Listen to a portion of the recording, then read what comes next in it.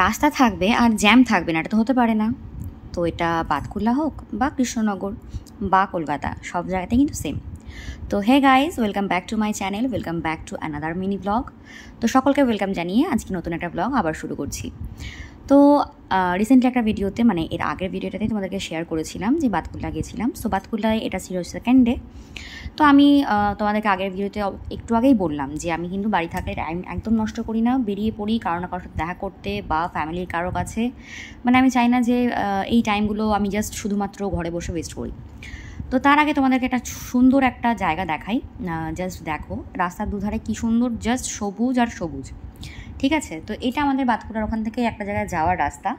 তো অনেক দিন পর, লিটারেলি বলতে পারো 2 বছর, 2 বছর তো হবেই, 2 বছর পর আমি আমার এক বান্ধবীর বাড়ি যাচ্ছিলাম।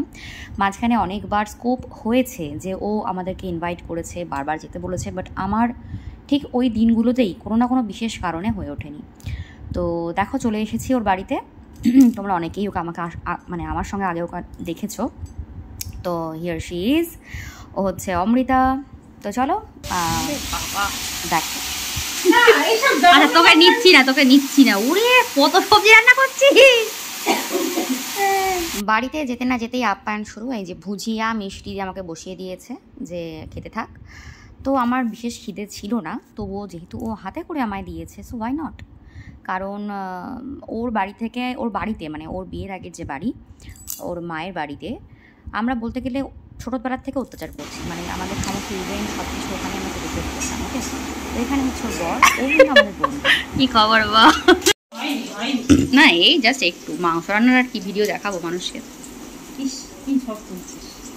কিছুই নেই, করাই চলছে শালা ভিডিওর মাথা মনে নেই। ও মা, তো এই যে কাপ আছে, আমার বান্ধবী আমার জন্য রান্না করছে। সৌভাগ্য আমাদের। গরম গরম মাংস নিয়ে বসে পড়লাম, কিছু করার নেই, উই আর ফুডিং। ভাত দিচ্ছে রে বাবা, কিরকম পরিপাটি করে গুছিয়ে ম্যাডাম আমাকে খেতে দিচ্ছে। আর আমি তো ভাত দেখে অবাক, এত ভাত আমি খেতে পারি বলুন, আপনারাই বলুন। তো যাই হোক, ওকে বললাম ভাতটা কমিয়ে নে প্রথমে, দেন আমি শুরু করছি, না হলে আবার এঠো হয়ে গেলে খাওয়া যাবে না। তো এরপরে আমি আর ওদের বাড়িতে ভিডিও করিনি, কারণ অবশ্যই ওর বাড়িতে গেছি ওর সাথে টাইম স্পেন্ড করতে। সারাক্ষণ খালি যদি ভিডিওই করতে থাকি সেটা ঠিক না।